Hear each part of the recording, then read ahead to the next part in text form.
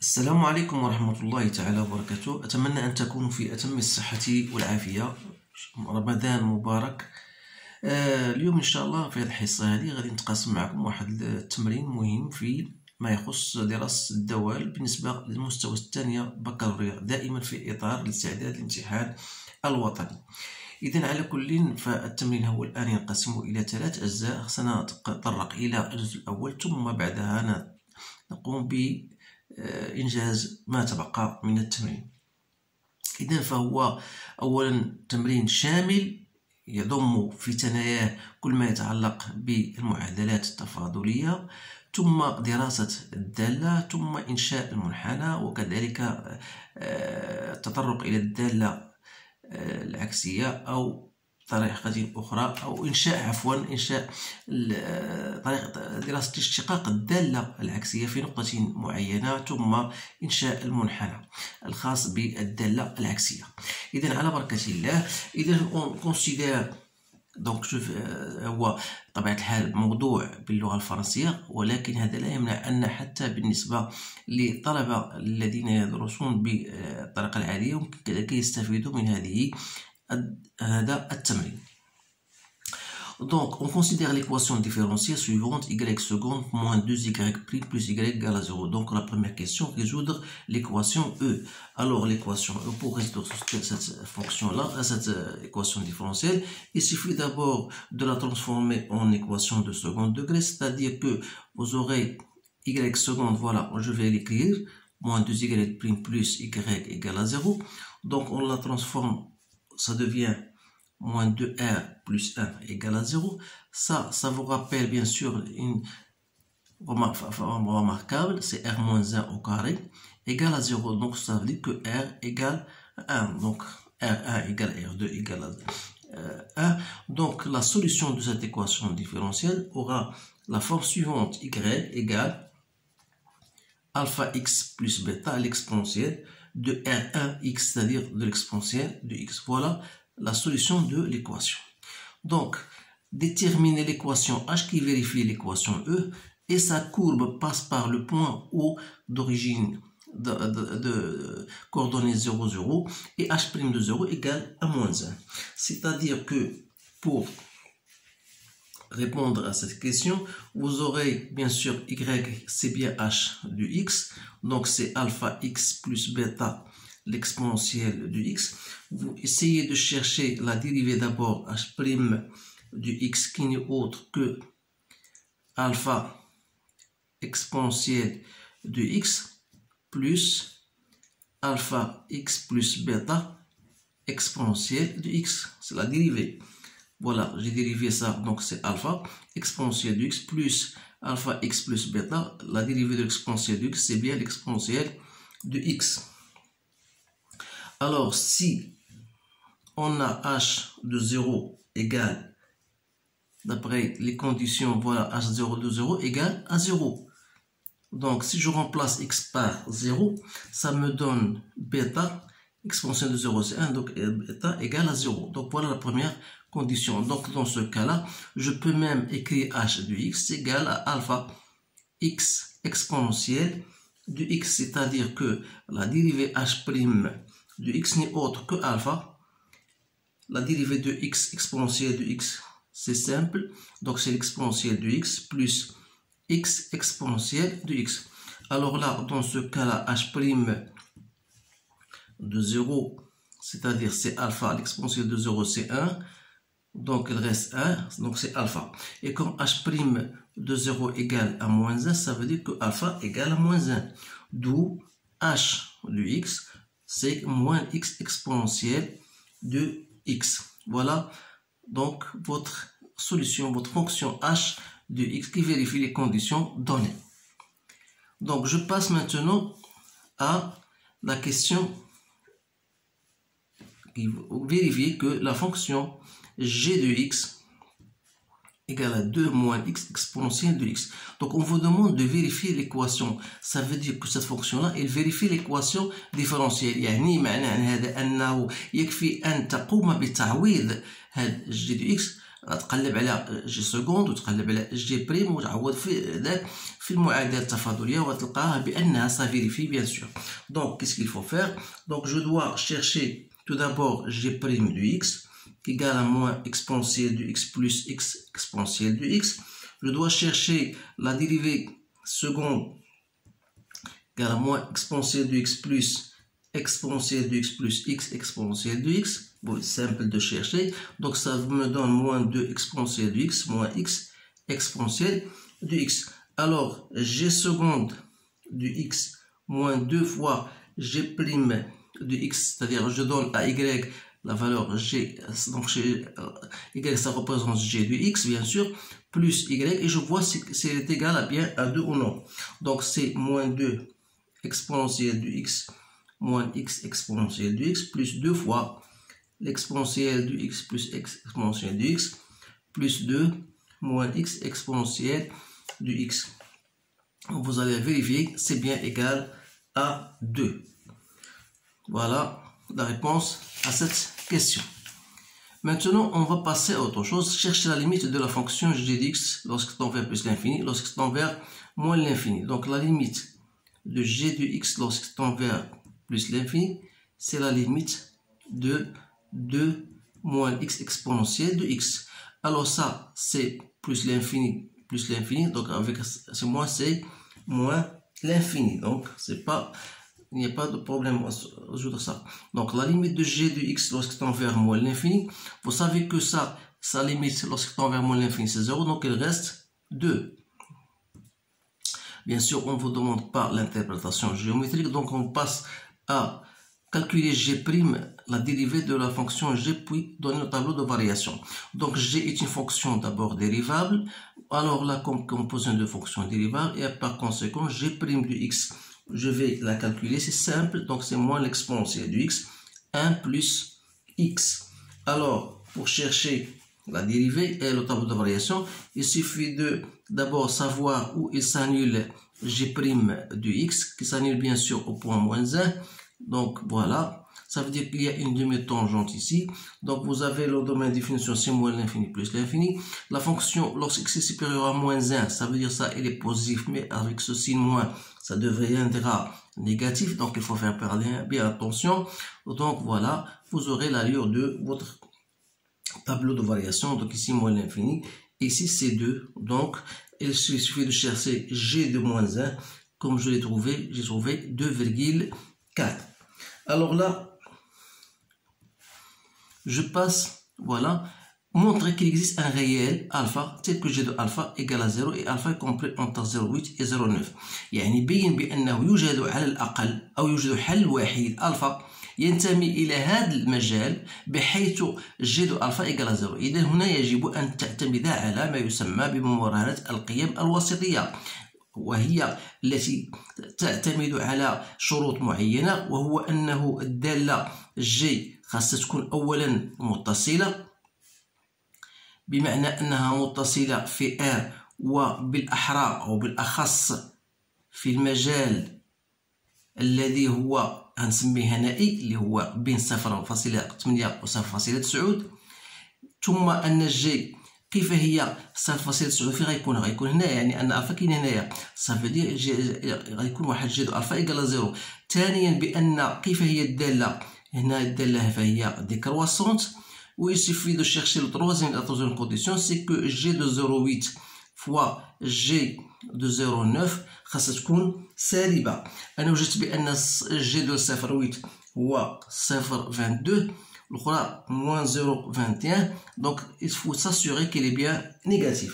Alors, il existe un certain alpha appartenant à 0,809 tel que g de alpha égale à 0. Donc, ce sont des questions qu'on vous pose généralement. Il faut quand même savoir répondre à ce genre de questions. On déduit le signe de g de x. Alors là, من خلال جدول التغيرات تلاحظوا بان هنا جي تنطلق من 2 حتى ل 4 وهنا تنزل حتى للصفر، يعني هنا تقطع محور افاصيل في النقطه الفا، يعني ان هذا المجال من موال الانفيني حتى الالفا فهي جي دو الفا كيفاش تكون موجبه، ولكن من الفا بلس الانفيني تكون سالبه، يعني انه غنقولوا فوالا كيل كو سوا x appartenant à moins l'infini alpha, g de x est strictement supérieur à 0. Et quel que soit x appartenant à alpha plus l'infini, g de x est inférieur à 0. دونك نحاول نشرح باللغة العربية ولا بالفرنسية حتى يستفيد الجميع ولو أني لا أحبذ هذه الطريقة. إذا فوالا هذه هي الإشارة ديال جي دو إكس. ننتقلوا الآن التتمة ديال الموضوع. فوالا اون كونسيدير ممكن تسكاني الفيديو ولا توقف الفيديو وتقرا الاسئله بالتمعن ثم تجيب عليها. اذا اون كونسيدير لا فونكسيون اف دو اكس اللي هي معطيه هنا. فوالا اف دو اكس ايكال 2 2x plus 2 sur l'exponentielle de x plus 2. Donc vous en donne l'unité de centimètres. Alors là, cherchez la limite de f de x عندما تؤول x إلى plus l'infini pour donner un intervalle. يعني قلب على النهاية ثم الترجمة الهندسية ديال هذا المعطى. إذا هنا غادي نقولوا شنو هو الليميت دو اف دو اكس عندما تؤول x هنا plus l'infini هو شكل غير محدد. يكفي أن أقوم بقسمة على x غتعطيني هي 2 plus 2 sur x ونقسم على x من التحت كذلك donc plus 2 sur x. فوالا دونك ولا تعدي على هذا الشكل التالي. دونك هذا يؤول الى ماذا؟ الى صفر وهذا يؤول الى صفر. دونك هذا يؤول الى بلس لانفيني. دونك 2 سور بلس لانفيني سي 0. يعني ان الدالة تقبل ماذا؟ تقبل فرعا او مقاربا افقيا عفوا معادلته y يساوي صفر. دونك on va dire que C de f admet une asymptote horizontale d'équation y égale à 0. إذا هنا نكتب اون ابريجي ولكن انت في الامتحان ما خاصكش اون ابريجي. إذا فوالا دونك غنمشيو دابا نقلبو على لا ليميت دو اف دو اكس عندما تؤول اكس الى موان لانفيني. بطبيعة الحال هذه موان لانفيني سي 0 غتبقى لنا 2 هنا. دونك موان لانفيني سور 2 دونك سي موان لانفيني ما كاينش اشكال. دونك اون فا ريشيرشي لا ليميت de f de x sur x lorsque tend vers moins l'infini. لأنه قال لك voilà il admet montrer que C de f admet une asymptote oblique. Voilà d'équation de la loi de delta au voisinage de moins l'infini. بمعنى déterminer son équation يعني خصك تقلب على limite de f de x يعني على x عندما تؤول x إلى moins l'infini اللي هو ماذا؟ limite de f de x هو limite عندما تؤول x إلى moins l'infini هي 2 plus 2 sur x sur l'exponentielle de x plus 2. Limite ديال هذا سي صفر غتبقى لنا 2 هذا 0 دونك 2 sur 2 سي بيان 1. إذا في هذه الحالة خاصني نقلب على النهاية ديال اف دو اكس موان ا دو اكس عندما تؤول اكس إلى موان لانفيني اللي هو الليميت ديال 2x plus 2 sur exponentielle de x plus 2 moins x. دونك غادي نوحد المقامات غادي نخرج ليا ليميت ديال موان لانفيني دو 2 moins x exponentielle de x sur l'exponentielle de x plus 2. Donc ça tombe vers 0, donc il reste 2. Ça tombe vers 0, il reste 2. 2 sur 2, c'est 1. Donc غادي نقولوا بأن المستقيم الدلتا 1 ديال المعادلة y إيكال ax plus b فهو مقارب مائل بجوار ماذا؟ موان لانفيني. فوالا حنا جاوبنا على هذا السؤال الآن. étudier la position de C de f de C1 par rapport à delta. إذا ما معنى درس الوضع النسبي بالنسبة لهذا المستقيم؟ يعني غتقول لنا واش المنحنى غادي يكون فوق هذا المستقيم دلتا ولا تحت منه. إذا خصنا في هذه الحالة نقلبوا على f de x moins x plus 1. دونك هي بطبيعة الحال هي 2 fois x plus 1 sur exponentielle de x plus 2 moins x plus 1. Donc on va dire x plus 1 en facteur. Donc il reste 2 sur l'exponentielle de x plus 2 moins 1. Donc c'est x plus 1 fois exponentielle de x sur l'exponentielle de x plus 1 plus 2 عفوا وغيكون واحد le signe moins. Donc vous pouvez faire votre calcul. Donc تلاحظ بأن إشارة f ديكس هي إشارة ماذا؟ x plus 1. إذا باش هنا ما نغلطش خصني نقوم ندير واحد الجدول اللي غادي يمكنني من دراسة الإشارة ديال f de x moins x plus 1. إذا عندنا الإشارة ديال أين تنعدم؟ تنعدم في ناقص واحد، يعني غندير ناقص واحد هنا، فوالا. إذا اف دو إكس موان إكس بلس تنعدم هنا عندما تكون إكس أكبر من موان زان غادي يكون هذا موجب، ولكن مع هذا الموان غادي يولي سالب، دونك غندير هنا موان، دونك هنا بلس، فوالا. إذا ماذا نلاحظ هنا؟ نلاحظ بأنه إذا كانت إكس تنتمي إلى موان لانفيني موان زان غتكون هذه موجبة، يعني أن اف دو إكس غتكون فوق إكس بلس 1، يعني أن السي دو اف غادي يكون ماذا؟ فوق المستوى الدلتا فوق المستقيم الدلتا 1.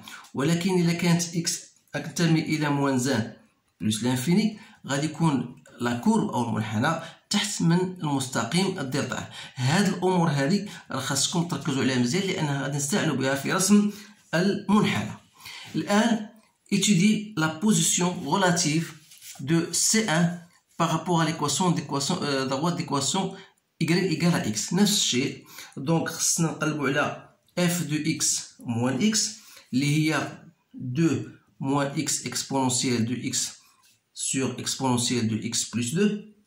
بما أن هذا موجب غتبقى إشارة f de x هي إشارة البسط، يعني أن شنو تلاحظوا بأن هذه هي ماذا؟ هي جي دو x sur exponentielle de x plus 2. وديجا حنا قلبنا على الإشارة جي دو x، يعني متى تكون موجبة ومتى تكون سالبة.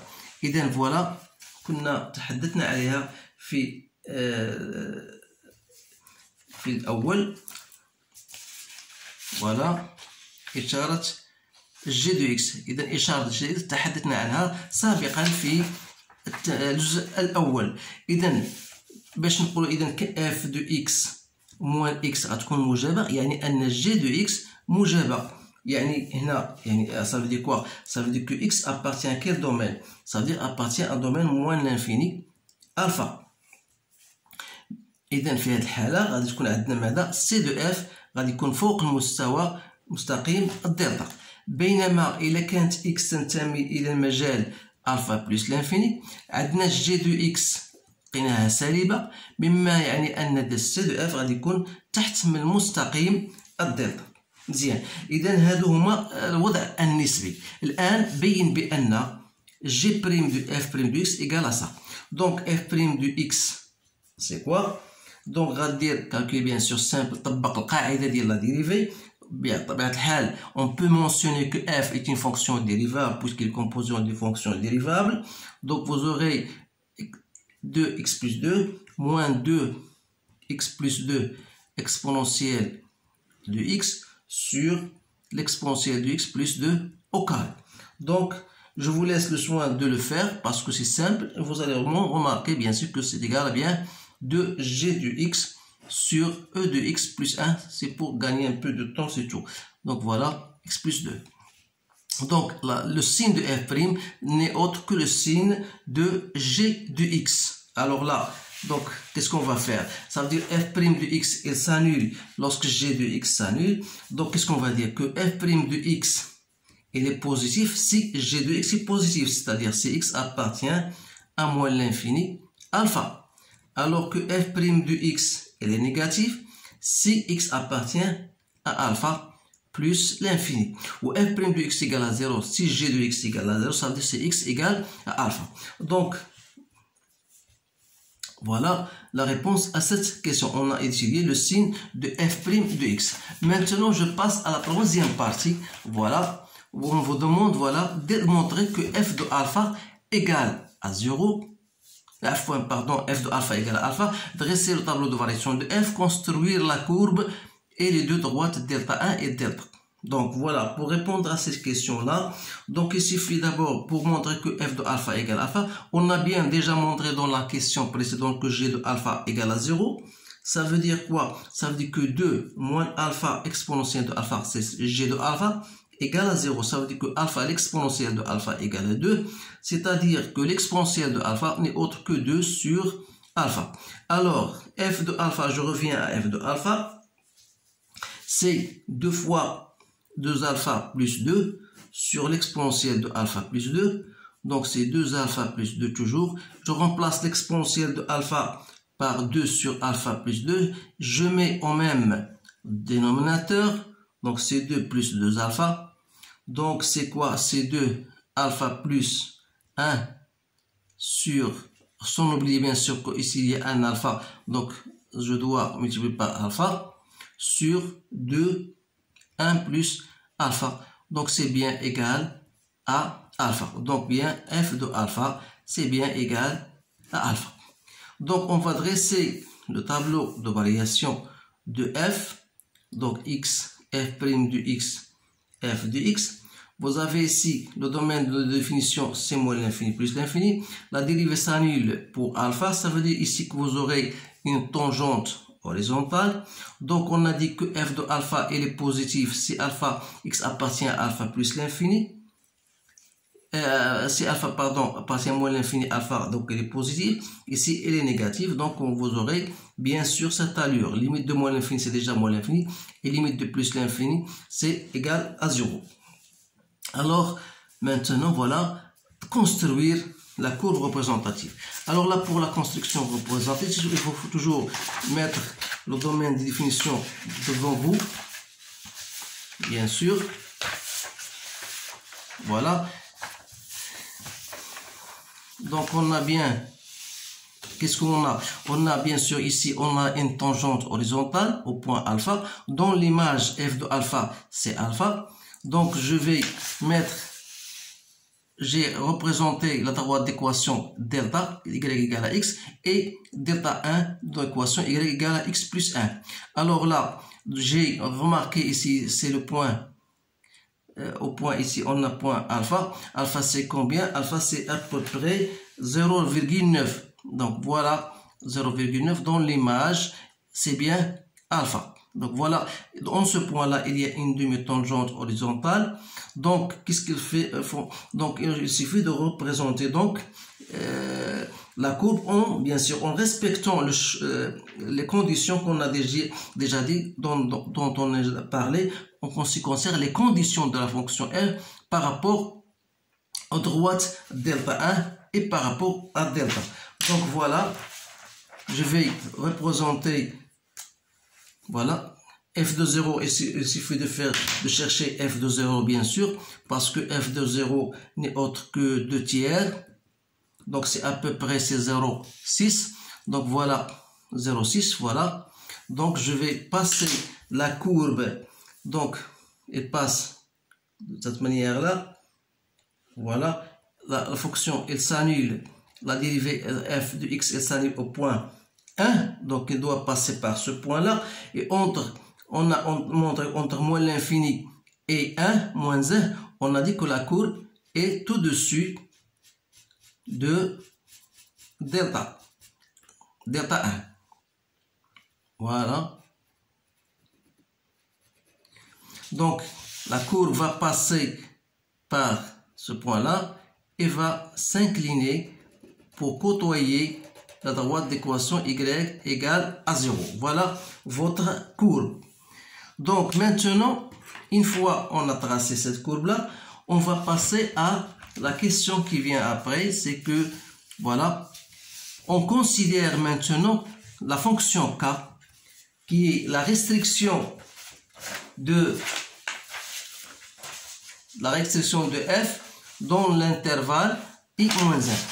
moins 1 alpha, c'est-à-dire بمعنى أن ليكن بحال قلت ليكن ك هي الدالة أو قصور الدالة f بحيث ك دو x ما هي إلا f دو x، ولكن غنخدمو في المجال i اللي هو moins 1 alpha.